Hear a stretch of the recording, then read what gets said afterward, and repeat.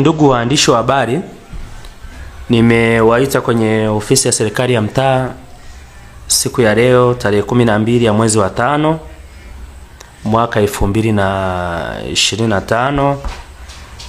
Mnamo tarehe 27 ya mwezi wa 3,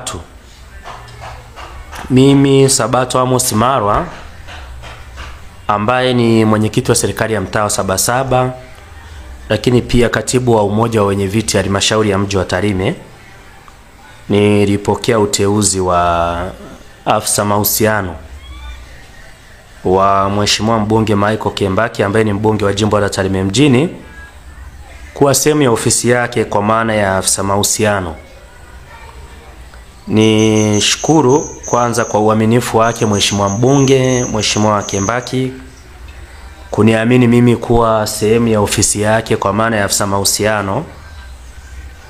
Lakini nilipokea uteuzi huu kwa mikono miwili, kwa heshima kubwa, na tulifanya kazi nzuri na kubwa sana kwa muda mfupi, ambapo siku ya leo tarehe 12 ya mwezi wa 5 2025, mimi Sabato Amos Marwa ambaye ni mwenyekiti wa mtaa wa Sabasaba natamka ya kwamba kuanzia leo mimi sio afisa mahusiano tena wa ofisi ya mbunge Michael Kembaki, kwa sababu kubwa moja. Cha kwanza, kama nilivyotangulia kusema ya kwamba mimi ni mwenyekiti wa serikali ya mtaa, ofisi hii sina mtendaji wa mtaa, sina msaidizi wa aina yoyote.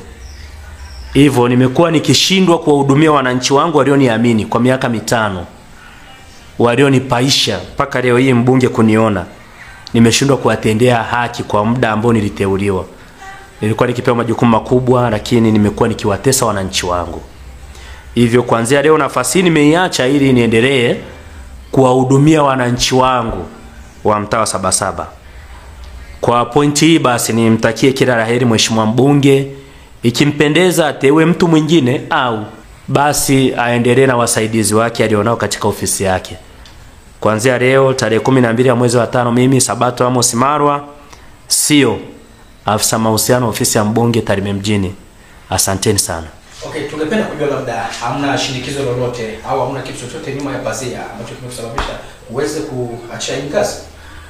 Cha kwanza ni kwamba Mheshimiwa mbunge ana wasaidizi wengi sana, na ninawaamini kwa asilimia kubwa. Kwa hiyo kwa pointi hiyo, licha ya kwamba mimi kuwa mwenyekiti wa mtaa nimefanya baadhi ya sehemu kwenye majukumu hayo, kwa hiyo niseme tu kwamba nao wasaidizi wazuri. Binafsi ninawaamini, ana katibu, afanya kazi na watu wengi sana.